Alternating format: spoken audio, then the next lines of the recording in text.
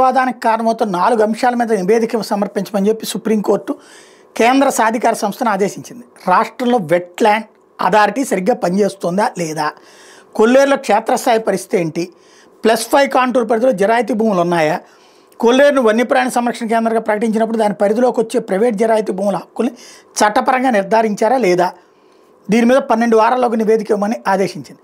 కొల్లేరు ప్రాంత జరాయితీ భూముల యజమానులు దాఖలు చేసిన ఇంప్లీడ్ పిటిషన్ మీద విచారణ జరిపిన తర్వాత జస్టిస్ గవాయ్, జస్టిస్ ఏజీ మనీహుల్తో కూడిన ధర్మాసనం ఈ మేరకు ఉత్తర్వులు ఇచ్చి తదుపరి విచారణ 12 వారాలకు వాయిదా వేసింది. అంటే 3 నెలల పాటు వాయిదా వేసింది. ఇక్కడ సమస్యల్లా ఉత్తర్వులు ఎవరైనా అమలు చేసేవాళ్ళు ఉన్నారా? గతంలో సుప్రీంకోర్టు సాధికార కమిటీ ఆదేశాలని కరెక్ట్గా అమలు చేసింది రాజశేఖర రెడ్డి ప్రభుత్వం. కొల్లేరులో ఆ కాంటూర్కి అడ్డంగా ఉన్నవన్నీ తొలగించింది. బాంబులతో పేల్చేసి మరీ ఎన్ని క్లియర్ చేశారు. మళ్ళీ ఆక్రమించేసుకున్నారు. నిదానంగా కాదు, దర్జాగా ఆక్రమించేసుకున్నారు. ఇప్పుడు అవి చేయగలుగుతారా? లేకపోతే న్యాయస్థానాల్లో ఇలా లిటిగెంట్ పిటిషన్ల ద్వారా రోజులు కాలక్షేపం చేస్తారంటే రెండోదే జరుగుతుంది.